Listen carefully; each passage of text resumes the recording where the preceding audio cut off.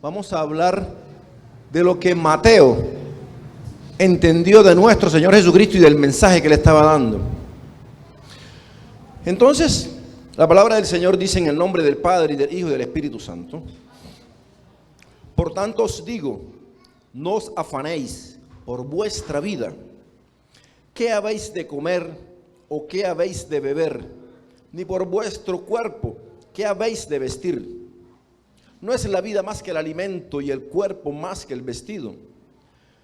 Mirad las aves del cielo, que no siembran, ni ciegan, ni recogen en graneros, y vuestro Padre celestial las alimenta.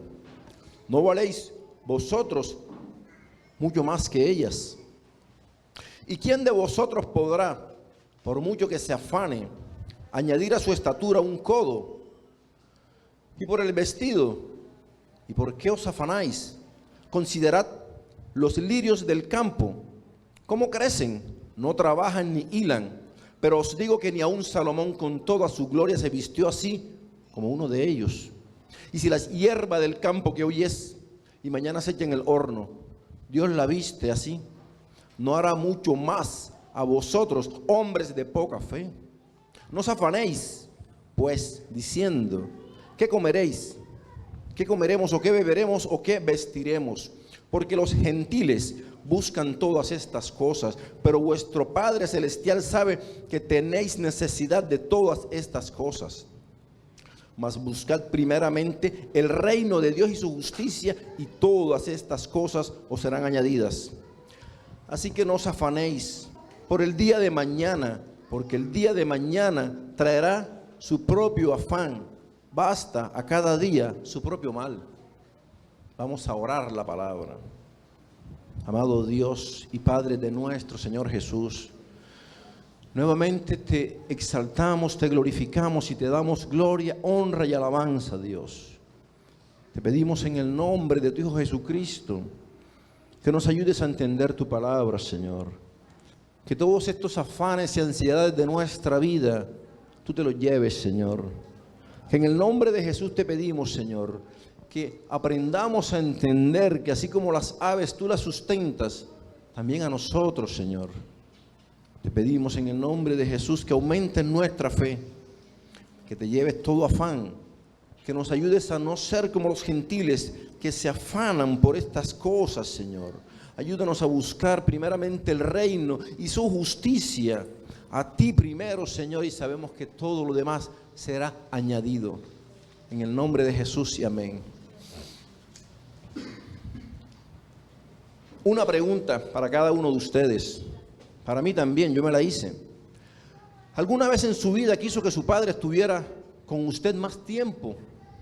¿Alguna vez esa pregunta en algún momento usted, sea un niño, sea un adulto, sea un anciano, los que nos ven, usted en algún momento quiso que su padre estuviera más tiempo? En algún momento dijo, ¿dónde está mi papá en este momento que yo lo quiero, yo lo necesito, que esté conmigo? Cada uno respóndase. Bueno, les voy a hablar un poco de mí. Mi padre siempre ha sido muy dedicado a mí, a mi hermana, a mi sobrino.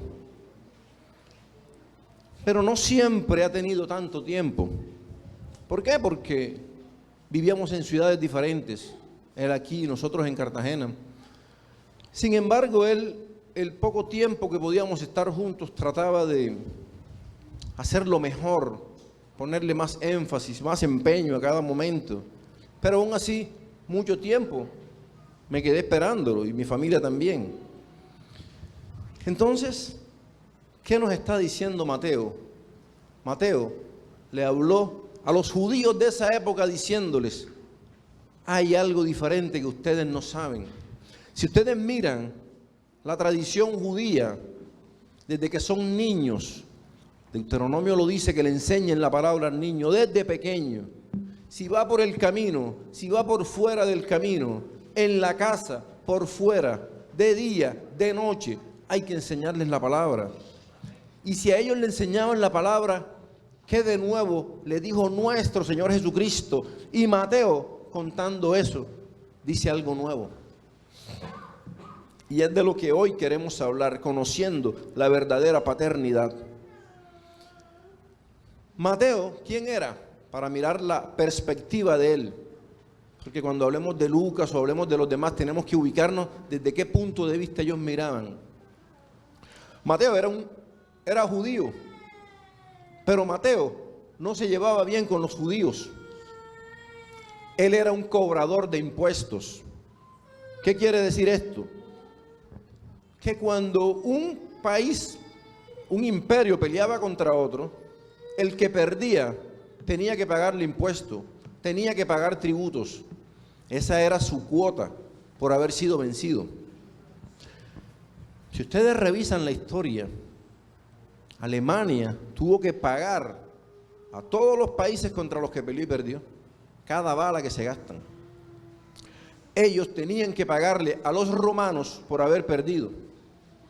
Pero los romanos, en vez de poner a un romano, ponía a un judío a que le cobrara. Así que imagínense, la gente con rabia teniendo que pagar un impuesto y quien lo tenía que recoger era uno de ellos mismos. Pero ¿por qué era el problema con los judíos?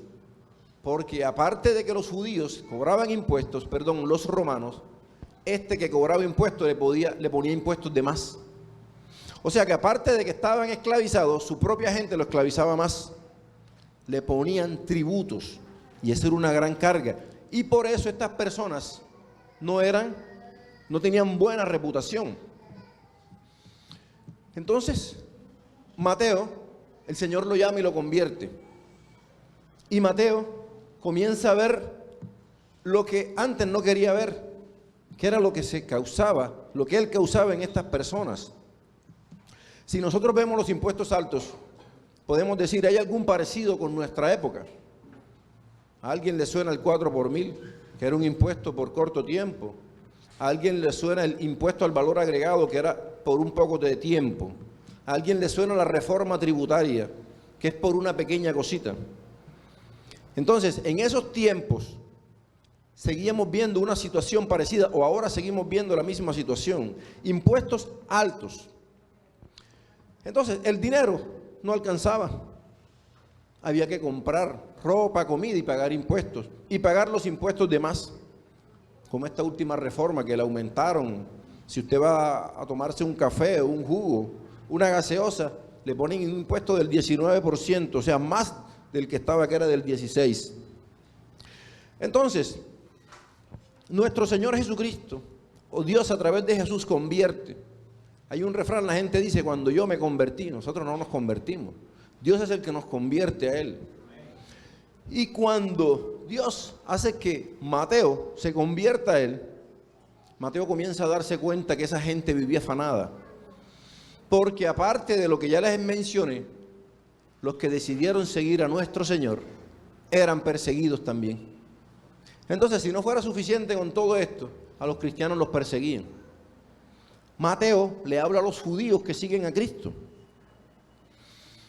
Y nuestro Señor comienza a decir, yo sé que ustedes tienen que comprar ropa, comida, bebida, o sea, para el cuerpo y para la vida. Pero nosotros no podemos ser igual a los gentiles.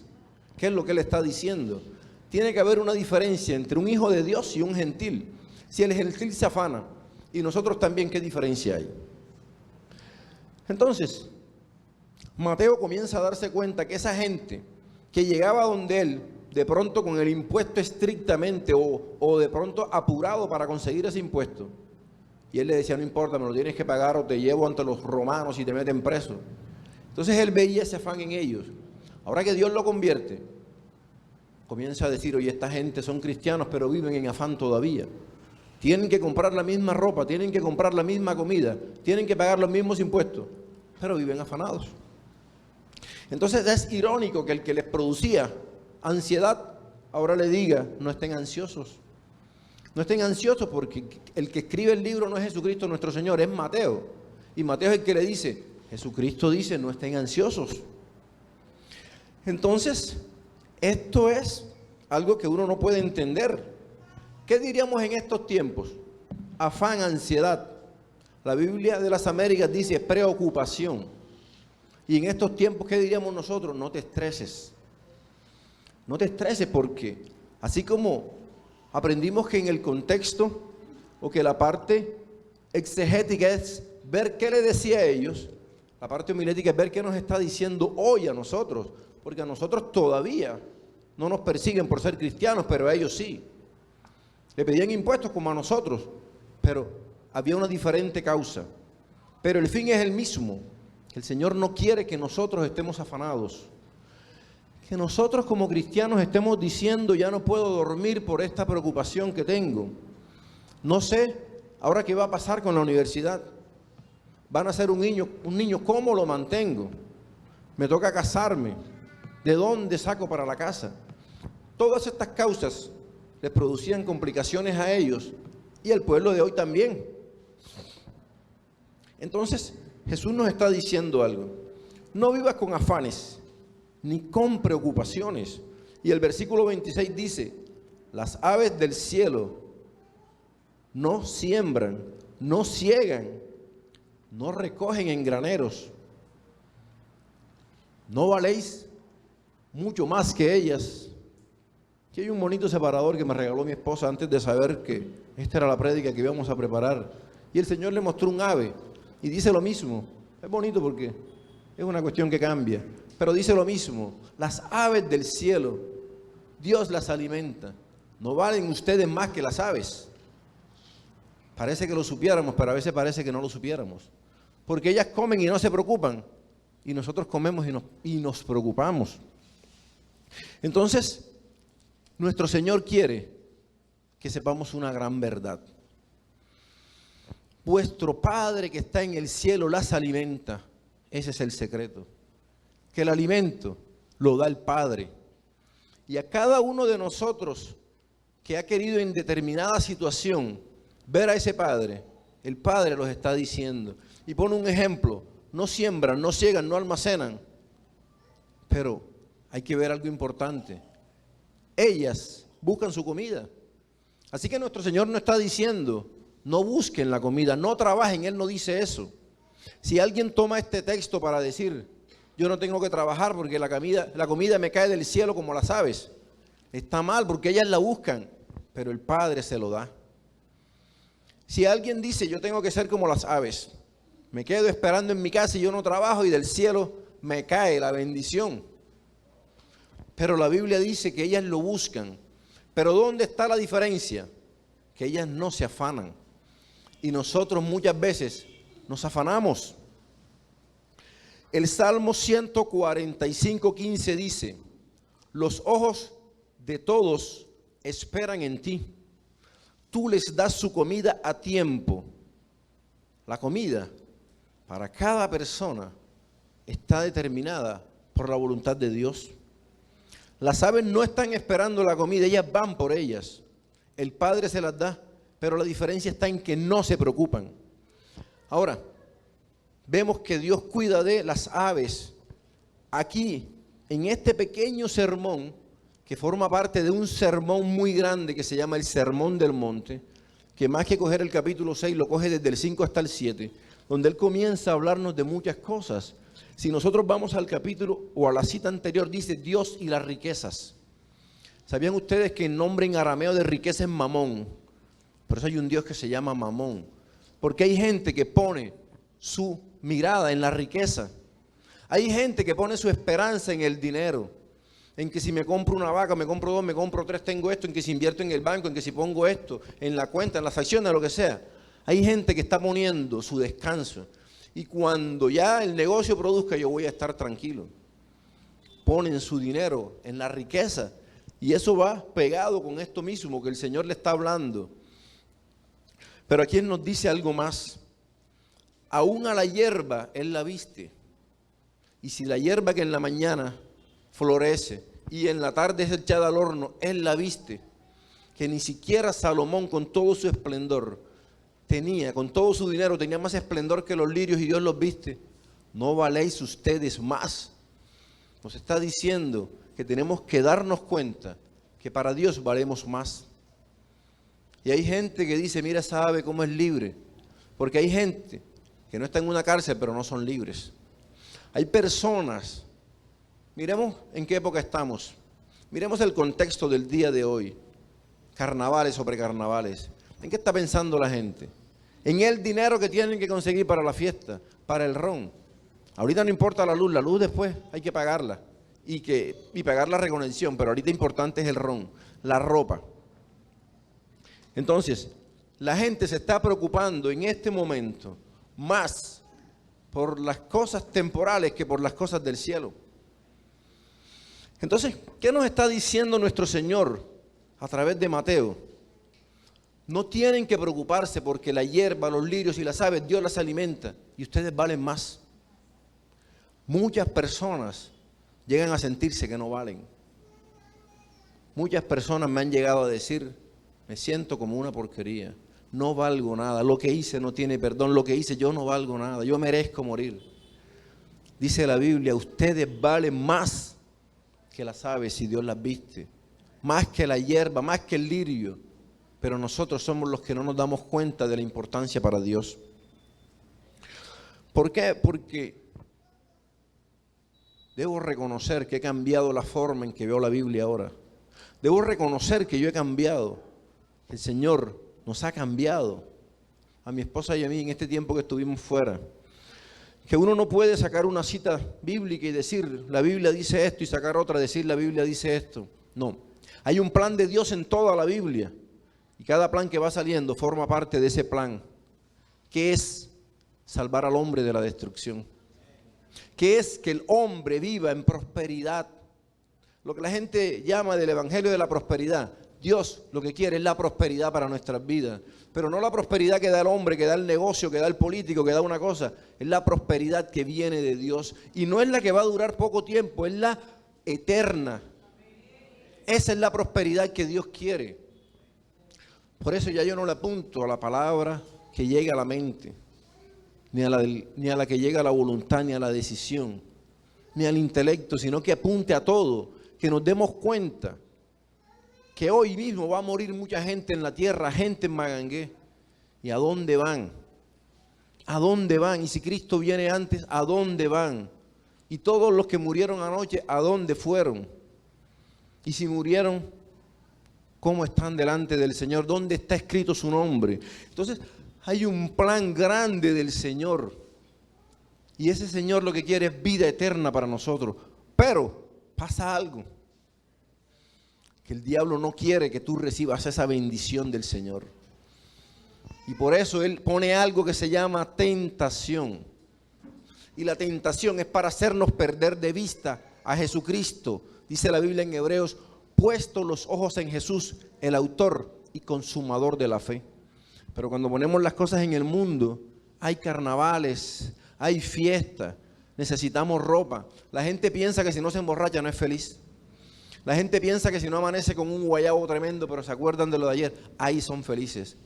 Eso es falso. Es cambiar la visión de las cosas. Pero hay una pelea por cada uno de nosotros. Porque el Señor dice, ustedes valen tanto, no valen más que las aves, no valen más. Dios nos está mostrando que Él es el que sustenta la creación. Las aves del cielo, la hierba del campo, todo Él lo sustenta. O sea que Dios es el creador y si Él hace que se mueva la tierra en su eje y no se desvíe, ¿cuánto más poder no tendrá para usar en nosotros? Entonces, pero el diablo quiere la vida de cada uno. Para Dios somos valiosos y todo lo que sea valioso para Dios Él lo quiere destruir. Y por eso hay una lucha por cada uno de nosotros. Y entonces el Señor nos dice, no se afanen, pero el diablo dice, tienes que afanarte. ¿Por qué? ¿De dónde vas a conseguir la comida? Y si te enfermas y ahora te pasa esto. Por eso tenemos que entender algo. Toda nuestra mirada tiene que estar enfocada en Cristo. Pero el enemigo nos pone tentaciones. Respóndanse ustedes un pequeño test. ¿Qué hay que hacer con la tentación? Esconderse, luchar, así mano a mano, correr. ¿Qué piensan ustedes que hay que hacer con la tentación? Somos fuertes, oramos y la enfrentamos. ¿Qué creen ustedes que hay que hacer con la tentación? Y decir, vencí la tentación. ¿Están de acuerdo con eso? Pues no. De la tentación se huye. No hay otra cosa, de la tentación se huye. Pablo le dijo a Timoteo, huye de las pasiones juveniles, huye. Nosotros no podemos luchar con la tentación. Ministros caen, pastores caen, gente cae en la droga, en la prostitución, en cualquier cosa, porque quisimos luchar contra la tentación. Alguien me preguntó una vez, ¿cuánto tiempo vamos a pelear con la tentación? ¿Cuánto tiempo? Hasta que estemos vivos, o más bien hasta que muramos. Mientras estemos vivos, vamos a estar peleando con la tentación. Y la tentación, el diablo es malo, el diablo es puerco, como dijo el papá de Betty, es puerco. ¿Por qué? Porque cuando nosotros decimos, ya superé esta etapa por aquí, ya no tomo. Por ahí alguien publicó en estos días, alguien me comentaba que publicó, tengo 10 años, alguien que estuvo en alcoholismo, tengo 10 años que no tomo. Ahí es cuando está más cerca de caer, porque se siente seguro, porque dice, ya yo soy capaz de resistir la tentación. ¿Ahora qué hago? Para demostrarme que yo venzo, ahora me voy para una fiesta, para darme cuenta y que vean que yo vencí. Ahora lo voy a hablar un poquito para que se den cuenta que yo sí me resisto. Y este es ron de tal, y es añejo, y es de no sé qué. Y para vencer, voy a probar un poquito para que vean. Y me dijo alguien que estuvo en Alcohólicos Anónimos, el que destruye es el primer trago. Ese primero rompe todo, ya después vienen todos los demás. Cuando esa persona tiene el primer trago, perdió. El primero, ellos lo tienen concientizado, el primer trago es el que destruye. Ya los demás no importa. Entonces, con la tentación, mis hermanos, no se lucha, se huye. Ahí hay un dinero, yo necesito, me lo voy a guardar o lo voy a coger por el fin de semana y yo lo devuelvo. Voy a acercarme aquí, voy a hacer esto. Con la tentación no se lucha, se huye de la tentación. Pero cuando llama la atención la tentación, cuando nosotros nos olvidamos de la palabra. Nuestro Señor Jesucristo dijo, erráis porque ignoráis las Escrituras. Entonces a uno le dice, yo creo que yo debo hacer esto, yo creo que yo debo hacer esto. La Biblia dice, esto es lo que tienes que hacer. Hay un proverbio que está, se lo voy a leer en la traducción, no sé si es la Nueva Traducción Viviente o la de las Américas, que dice, el hombre propone y Dios dispone. Porque en las otras versiones dice que es del hombre proponer los deseos de su corazón, pero acá lo dice claramente así. Recuerden que hay algo. Esta es la Biblia Reina Valera 1960. En la mayoría de las iglesias tenemos estas Biblias. Y decimos, usted no puede leer ninguna otra Biblia porque solamente es esa. Tenemos que aprender que hay Biblias estructurales, que cuando las traducen, cada letra la van pasando acá, cada letra igual. Y hay Biblias que se llaman dinámicas. Y las Biblias dinámicas te cogen en la idea y te la ponen acá. Y de pronto te es más fácil entender. Si usted quiere estudiar algo, lea de Biblias dinámicas y de Biblias estructurales y usted compara y saca una idea. Entonces, Dios defiende su palabra. Y Él hace que esa palabra llegue. Entonces nosotros tenemos que, a través del Espíritu Santo, entender esa palabra. Entonces muchas veces nosotros decimos, yo creo esto, yo creo lo otro. Es lo que diga la Biblia. ¿Qué creerá Dios? ¿Qué me dice Dios que yo debo hacer en este caso? ¿Por qué muchas veces hay afán? Porque comenzamos a comprar un carro más caro del que podemos pagar. Porque queremos unos zapatos que no necesitamos, pero son los zapatos de moda. Porque tengo que ponerme el último vestido porque esa es la última colección. Y ahora la moda ya no es una falda pegada, sino una falda ancha. Y el pantalón ya no va a ser así, sino que ahora tiene una raya al lado. Entonces tengo que comprarlo. No tengo, no importa, yo empeño o cojo la plata del arriendo, pero yo después emparejo. Eso causa afán. ¿Por qué? Porque nosotros decimos, ¿qué dice la Biblia? No se afanen por esas cosas. Nuestro Señor sabe de qué cosas tienen necesidad. No es el cuerpo más que la ropa, la vida más que la comida y que la bebida. No está hablando de alcohol, hablando del jugo, de la sopa, de todo lo que tomamos y comemos para alimentar nuestro cuerpo. Entonces, ¿qué cosa nueva dice Mateo hablando de Jesús nuestro Señor? Que dice el Padre. Eso es nuevo para ellos. Los judíos conocían las Escrituras, conocían al Dios que nos guarda, que nos protege. Ellos conocían a Jehová de los ejércitos, Jehová de los escuadrones, dice el salmista. Pero ellos no conocían a Dios Padre. Y hoy hay muchos cristianos que todavía no conocen a Dios Padre. Y si nosotros no conocemos al Dios Padre, no vamos a creer que Él nos va a proteger. Entonces, ¿qué hace un padre cuando ellos Mateo comienza a decir Dios Padre? Y en ese mismo sermón, en el capítulo anterior, dice Jesús y la oración. Y en Jesús y la oración Él dice, Padre nuestro. ¿Y este hombre de qué está hablando? No está hablando de Dios. Él está hablando de que Dios es el Padre de cada uno de nosotros. Padre nuestro. Y de pronto muchas veces no oramos, sino que repetimos eso como una oración, como un rezo. Un rezo es un refrán, un rezo es una máxima, un rezo es una sentencia, un rezo es algo que se repite. Y muchas veces repetimos eso sin darnos cuenta de qué quiere decir el Padre nuestro. Y comienza diciendo que Él es el Padre de cada uno de nosotros, es el Padre. Por eso cuando Él comienza a decirle que el Padre sabe de qué cosas, dice el versículo 26, y vuestro Padre Celestial las alimenta. Y así como ellos entendieron que Dios es el Padre, hoy tenemos que entender que Dios es nuestro Padre. Y si Él es nuestro Padre, ¿qué va a hacer? Nos va a proteger, nos va a alimentar y va a suplir nuestras necesidades. ¿Qué hace usted como padre? Yo todavía no soy padre. ¿Qué hace usted como padre? ¿O qué espera usted de su padre espiritual? Pero, ¿qué hace usted como padre en su casa? Usted tiene que pensar en que este muchachito no se me descarríe, en que este muchachito se porte bien, en que este muchachito le vaya bien en el colegio, en que este muchachito engorde porque está muy flaco, que baje porque está muy gordo. Que no hable porque habla mucho, o que hable porque es que no quiere hablar. Usted como padre está pendiente de eso.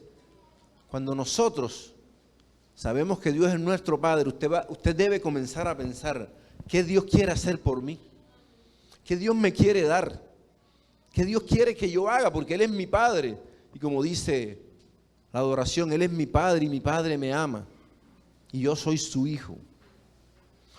O como dice la otra adoración, mi Padre me ama tanto que su Hijo dio por mí.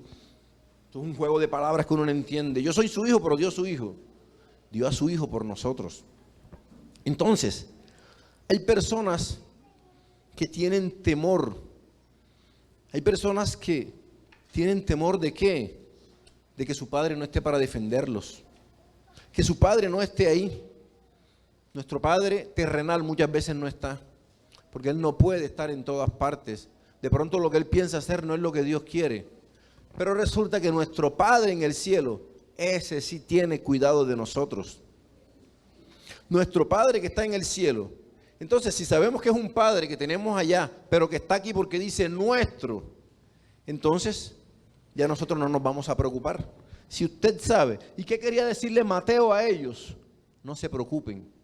A ustedes los persiguen, pero ustedes tienen un Padre que los defiende. ¿Qué es lo primero que el niño dice cuando en el colegio le están haciendo bullying? Se lo voy a decir a mi papá. Porque él sabe que el papá lo va a defender. Porque él sabe que en el papá está seguro. Nosotros ahora en el plano espiritual tenemos que ser conscientes y tenemos que salir hoy de aquí diciendo, yo estoy seguro que Él es mi Padre. Y que mi Padre no va a dejar que yo termine ahí, arrastrado. Y entonces, ¿por qué estoy aquí? Dirá alguien. Porque te alejas del Padre. Porque así como el hijo pródigo, teniendo dinero, teniendo mucho en su casa, en su hacienda, en la de su padre, prefirió irse lejos.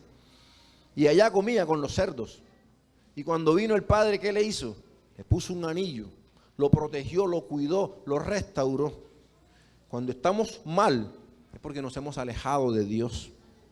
Hoy la invitación es a que reconozcamos que tenemos un Padre y a que volvamos al seno del Padre. Seno es estar a su lado, estar cerca de Él. Entonces, así como la Biblia de las Américas dice preocupación, estrés, Eso le sonará familiar. Médicos de todas las especialidades terminan tratando cosas que son producidas por el estrés. Se me cayó el pelo, van al dermatólogo, está estresado. Tienes una úlcera en el estómago, estás estresado. Tienes una gastritis, no tienes infección, no tienes bacterias, te estresa mucho, produce mucho ácido. Tengo dolores en el cuello y la espalda, estás estresado. Me duele la cabeza, estás estresado. Cuando usted contrae el cuello, contrae los nervios, esos nervios quedan inflamados y le duele la cabeza. Se le quita el apetito. Estoy muy gordo, de pronto estás comiendo mucho por la ansiedad. No quiero comer nada, se llama anorexia, se te quitó el hambre, estás estresado. Por eso Él dice, vengan a mí todos los que están trabajados y cargados y yo los haré descansar. ¿Les parece coincidencia con la adoración que estábamos escuchando? Mi hermano de la adoración y yo no nos veíamos desde el domingo pasado.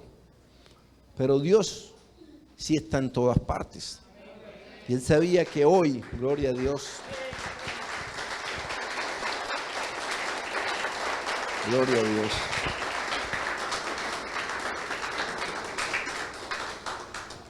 Él sabe que hoy hay mucha carga. Él sabe que hoy hay mucho dolor.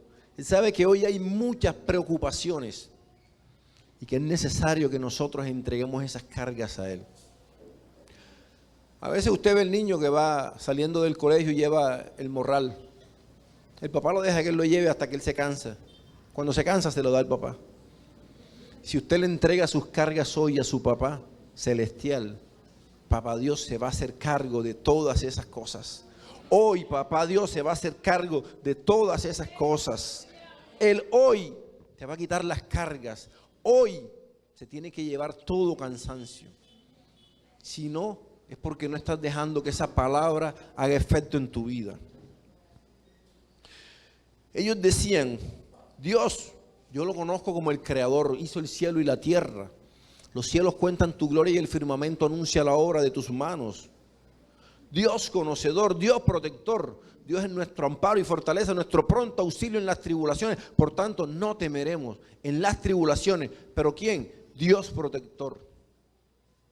Pero cuando hoy hablamos de Dios Padre, hoy se está revelando una verdad para nuestra vida como se reveló en la vida de ellos.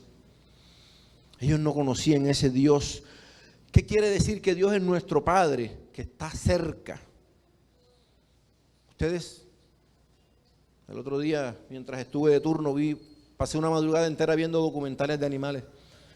Y siempre muestran que la mamá, un zorro, un guepardo, un león, la mamá es la que saca al hijo y está pendiente. Y cualquier ruido sale corriendo.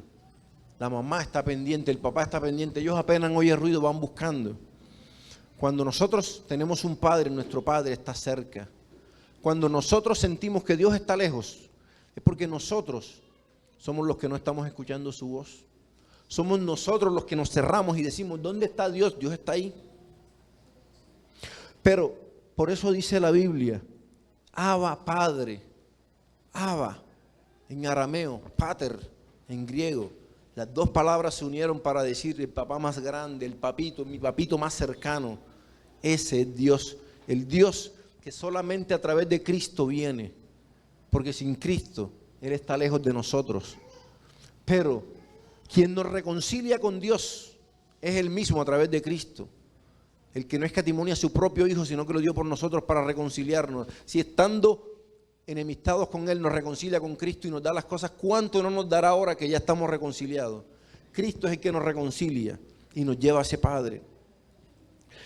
Pero si somos hijos de ese Padre Celestial, Él nos protege. Persiguió, protegió a los cristianos, protegió al pueblo de Israel. Faraón lo perseguía con su ejército, el más grande imperio que hubo en esa época, persiguiendo a gente que lo que tenía eran asadones, que sabían construir ladrillos, y había el mar, y venía, ¿y qué hizo? Abrió el mar y se los tragó, los protegió, abrió después el Jordán y los protegió. Muchos ejércitos sin que levantaran las manos, el ángel de Jehová los destruía, los protegió. Ese mismo Dios nos quiere proteger a cada uno de nosotros. Ese mismo Dios quiere hacer esas cosas en nuestra vida. pero algo más suple nuestras necesidades. ¿Quién de nosotros va a venir sin ropa? Todos necesitamos ropa. ¿Qué hace la ropa? Nos abriga del sol, nos protege del frío. ¿No les ha pasado en Mangue? Bueno, acá no. Nos protege de la brisa, nos protege, nos cuida, nos tapa. Eso hace la ropa y Dios sabe que tenemos necesidad de la ropa. ¿Cuál es el problema? Cuando tenemos necesidad de 5 jeans nuevos. Cuando tenemos necesidad de la última camisa porque la otra pasó de moda. Pero Dios sabe que tenemos necesidad de eso. Sabe que necesitamos comida. Él dice, no solo de pan vive el hombre, sino de toda palabra que sale de la boca de Dios. Entonces, Él nos dice algo.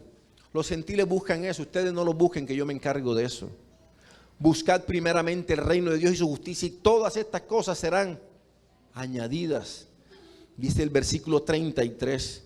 Mas buscad primeramente el reino de Dios y su justicia. Jesús dice, yo sé que ustedes necesitan eso, pero eso no tiene que ser nuestra prioridad. ¿Qué nos está diciendo Él? Los gentiles también tienen necesidad de estas cosas. Busquen primero el reino. ¿Qué está diciendo? Tienen que cambiar la prioridad. ¿Qué queremos nosotros? La añadidura. Yo voy a la iglesia cuando tengan que ir, porque es que yo no puedo ir con esta lluvia. Yo voy a la iglesia cuando me toque para el bus, porque es que caminar me canso. Los pies, el juanete. Entonces, muchas veces decimos, cuando me compro un vestido nuevo, ese me lo estreno en la iglesia. Dios quiere que nuestra prioridad sea Él. Dios quiere, no, me toca estudiar, tengo que dormir 8 horas, después se me ven las arrugas. Él quiere que nuestra prioridad sea buscarlo a Él.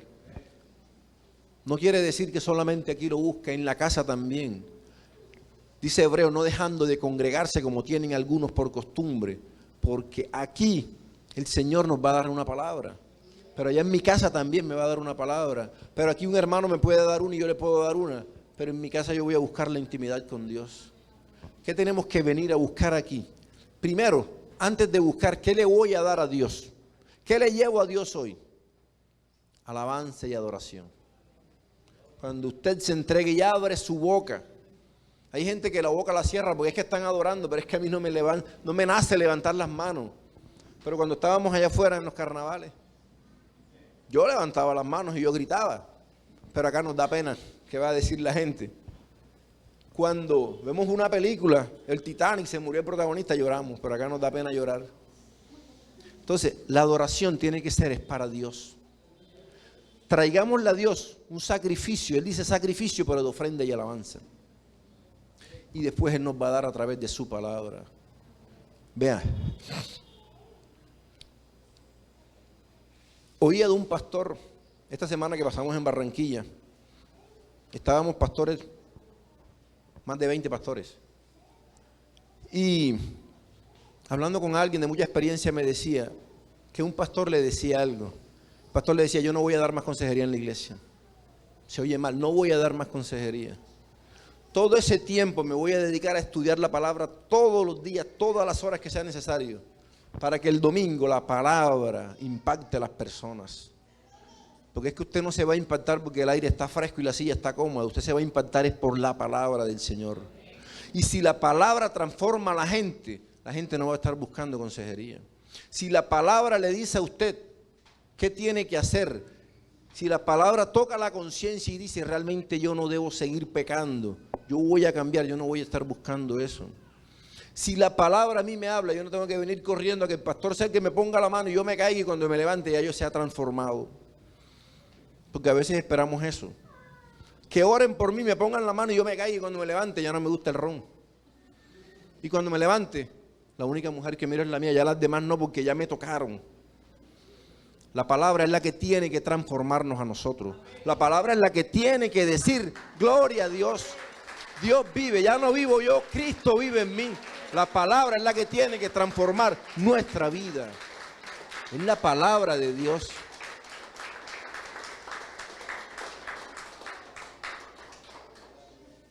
No es lo que yo crea, no es lo que yo piense, es lo que la Biblia diga. Eso es lo que debe guiar nuestra vida.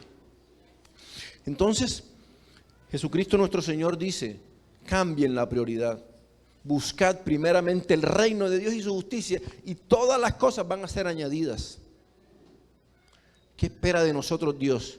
Mente, alma y corazón. ¿Cuál es el primer mandamiento? Que ames a Jehová tu Dios con toda tu mente, con toda tu alma, con todo tu corazón. Aquí, en la casa, en el trabajo. Ahora, ¿qué debemos entender? Que si somos hijos de Dios, eso nos da derechos y nos da deberes también. Derecho a la protección, suplencia y cercanía. Pero deberes, ¿cuál deber tenemos? Si es nuestro Padre, ponerlo en primer lugar. Miren la sociedad de hoy. Ayer veía un testimonio en Facebook. Una anciana fue echada del asilo porque compartía la palabra de Dios. ¿Por qué? Porque para la sociedad Dios es malo, pero la humanidad es buena. El humanismo es bueno según la sociedad de hoy. Deja que cada uno crezca como él quiera. Vea, estuvimos en Barranquilla, mi esposa y yo, estudiamos todo este tiempo. Y cuando salimos con mi mamá, fuimos en la noche al centro comercial, 31 de octubre. Nunca había visto ese centro comercial tan lleno de gente que había que rozarse uno con otro. Y ustedes vieran niños de 5 meses disfrazados. Ustedes vieran niños de 2 años vestidos de la muerte. Niñas vestidas de diabla. Niños con el gancho de la muerte y vestidos de negro. Pero qué felicidad, los papás dicen, estoy dejando que el niño se desarrolle. ¿A quién le están promocionando? Cuando yo veo que llega alguien a que yo lo atiende y llega con un muerto aquí pintado o en la villa, yo le digo, tú que eres Matarife. Porque cada uno muestra lo que hace. Si yo me pongo en el escudo aquí, me pongo uno de pronto de médico en mi lugar de trabajo, pero si tú andas con una muerte, eso lo usa el sicario, el que mata reces. No, es que esa es la moda. Ustedes hubieran visto qué tristeza ese día. Y la mayoría de vestidos eran satánicos. ¿Cuál es la última película de moda? Maléfica. Ustedes hubieran visto las mujeres como andaban con los cachos puestos allá y vestidas de negro. Maléfica. Y los niños también. Los niños se pintaban en la cara dientes llenos de sangre, se hacían heridas por aquí como zombies. Pero la gente dice que eso es bueno. No vi ninguno vestido con algo que hiciera alusión a Dios. Bueno, de pronto un angelito fue que vi. Pero la mayoría de personas, hombres, mujeres, todos, niños, ancianos, todos, vestidos de cosas de muerte, de cosas del diablo, de cosas satánicas. Pero la gente dice que eso está bien. Pero comparte usted la palabra, enseguida lo acusan. Si usted en su trabajo comienza a compartir de la palabra, lo van a perseguir. ¿Por qué? Porque es que el diablo no quiere nada que venga de Dios. Entonces le dice, aquí hay libertad, usted no puede hablar eso, usted está incitando, usted no puede hacer eso. Pero comienza a hablarle de algo pornográfico y mándate fotos. No, sí, tú lo puedes hacer, tú tienes libertad de expresión. Entonces, estamos viviendo una sociedad. Cuando escuché eso, qué cosa terrible. Estamos en una sociedad que abandona. Nosotros queremos, hoy estamos hablando de paternidad, y Dios quiere que sepamos que Dios no nos abandona porque es el Padre. Pero la sociedad de hoy sí abandona. Ustedes saben que la sociedad de hoy es una sociedad en la que los padres matan a los hijos. Eso se llama aborto. Pero estamos en una sociedad donde los hijos matan a los padres. Se llama eutanasia. ¿No lo han visto? El famoso caricaturista matador peleó y peleó porque el papá tenía un cáncer de garganta y él no podía vivir así. Hicieron todo lo posible para que el Señor lo matara. Porque así él descansó. ¿Quién descansó? ¿Los hijos o el que se murió? Se murió, va para el infierno porque él pidió su muerte también. Para el infierno. Pero en esta sociedad los padres matan a los hijos y los hijos matan a los padres. Hay abandono. ¿Cuántos niños no vemos trabajando en las calles? Estamos viendo niños que tienen que, porque el papá abandonó el hogar, o el papá no trabaja, o el papá anda de fiesta. ¿Cuántas veces alguno de ustedes o alguno de pronto lo hizo? No pasó una tarde esperando que su papá llegara, viendo por la ventana dónde está mi papá. Hoy les digo en el nombre de Jesús que aunque tu padre haya querido darte todo, no pudo porque es humano. Pero hay un padre que te puede dar todo lo que tú quieres en su voluntad y más abundantemente, dice. El principio de esa palabra para antes. A ustedes los persiguen, pero no tengan miedo. Dios los guarda porque es su Padre y Él va para sus necesidades. ¿Cuál es el principio universal? Dios sustenta la creación y se la sustenta a mí también porque soy su hijo. Y hay un principio para esta iglesia hoy. Dios no quiere que nos afanemos por el vestido, por la comida, por esto, por lo otro. Dios no quiere que nos afanemos porque Él es nuestro Padre, porque Él nos ama y porque Él tiene el poder para darnos todo lo que nosotros necesitamos. De pronto alguien hizo un mal manejo en las finanzas y estás endeudado. De pronto alguien terminó prestándole al cobradiario y todos los días llegan y a la hora que van a llegar comienza el estrés y la ansiedad. Hablaba con un amigo en Barranquilla y me decía, me toca vender mi casa porque comencé a hacer préstamos. Después hice una empresa que me prestara un préstamo para todo y los intereses son tan grandes que ahora estoy buscando que me compre mi casa para pagar todas las deudas. Y es cristiano. Entonces, de pronto alguien tiene problemas de finanzas, de pronto alguien tiene problemas de salud, de pronto alguien tiene problemas de seguridad, lo amenazaron de muerte, lo están buscando, tiene temor. ¿Cuántos líderes sociales no mueren que hemos visto en las noticias? Pero Dios hoy nos está diciendo que Él tiene el poder para controlar todo eso si lo buscamos. Buscad primeramente el reino de Dios y su justicia y todas las demás cosas vendrán por añadidura. Y terminamos con esto. ¿Cómo vamos a hacer para sentir que Dios es nuestro Padre? Dos cosas. Dando prioridad a las cosas de Dios y del reino. Prioridad. ¿Cuántas veces dijimos nosotros, no voy a la iglesia porque estoy cansado? Pero si te dicen que van a hacer el pago de familias en acción, ¿estás cansado? No importa, yo me voy corriendo, espérame. No, que me llegó el subsidio de la casa, voy corriendo de una vez. Me salió el préstamo, para allá voy. Mercados están regalando, salimos corriendo. Como pasa en los pueblos, se volteó un camión y cemento, vamos a buscarlo. Salen corriendo enseguida. Si nosotros le damos prioridad a las cosas de Dios. No, que llegó la hora de la novela, Betty la Fea, está en repetición. Me toca verla. Si nosotros el tiempo de la oración lo ponemos por encima de lo demás, si nosotros el tiempo de la lectura de la palabra lo ponemos por encima de lo demás, ahí Él es nuestro Padre. Y cuando nosotros confiemos en que Él puede suplir todas nuestras necesidades, pongamos esa confianza, Él es nuestro Padre.